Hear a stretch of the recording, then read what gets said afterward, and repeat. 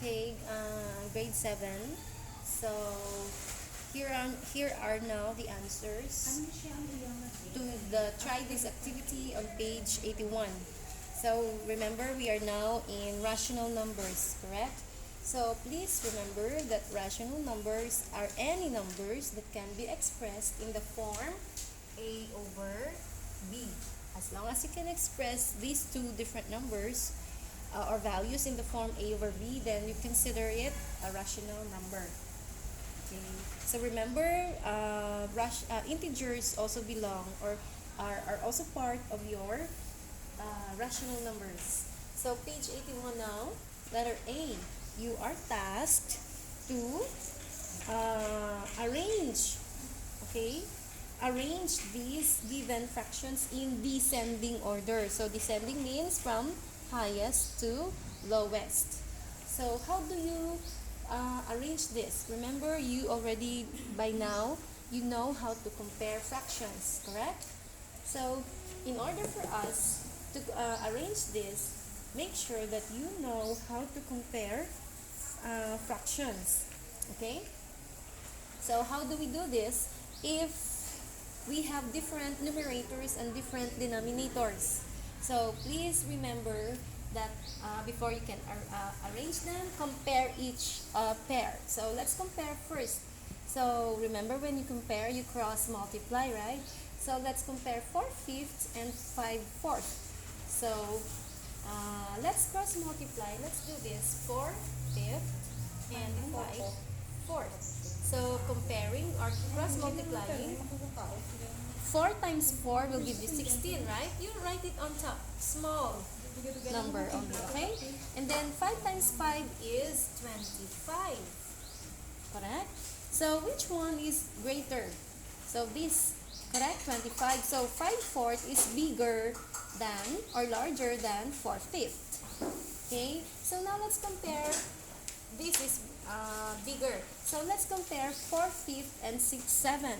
So cross multiply, you can do that mentally. 4 times 7 will give you 28. Okay, 4/5 and 6/7.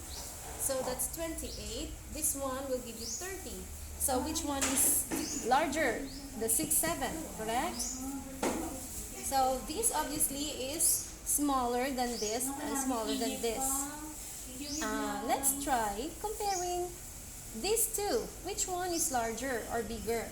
So 5/4 and 6/7. 6/7. So this is 35. When you cross multiply, that's 24. So obviously 5/4 is greater, because if you take a look at this, of course, this is an improper. It's more than one, correct? This one is a proper fraction. So that's your clue right there. So this is still the biggest among the three. And now let's compare 6/7 and 7/6. So let's have, that's 36 obviously. So that's 36, that's 49. This one is larger.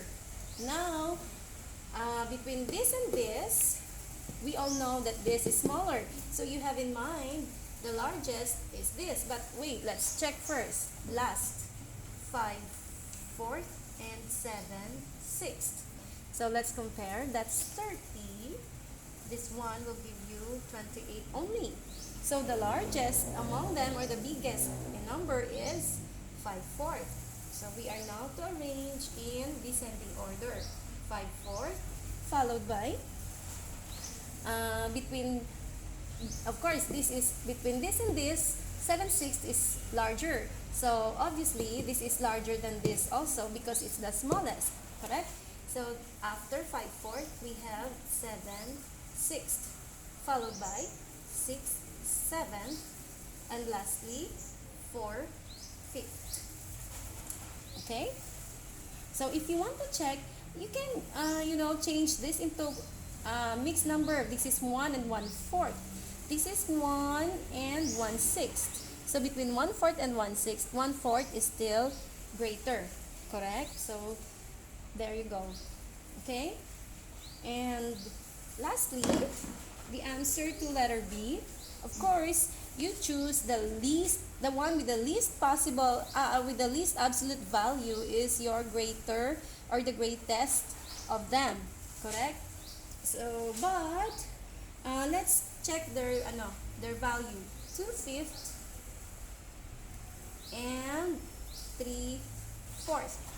So let's compare them. If you can do mental multiplying, that's correct. That's all right. So 2 times 4 will give you 8. This will give you 3 times 5 will give you 15. And so which one is bigger? Of course, the 3/4.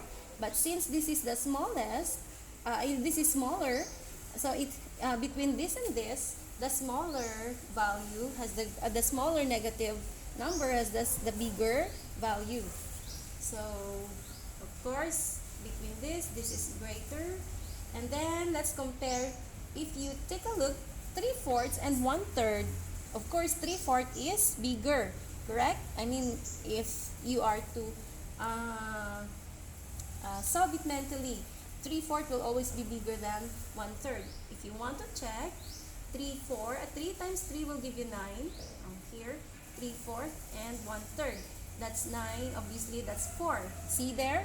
So 3/4 will always be bigger than 1/3. And of course, between 1/3 and 4/7, can you tell which one is bigger? So that's 7. Or here, I'll write it here. 4/7. See, 7. This is 12.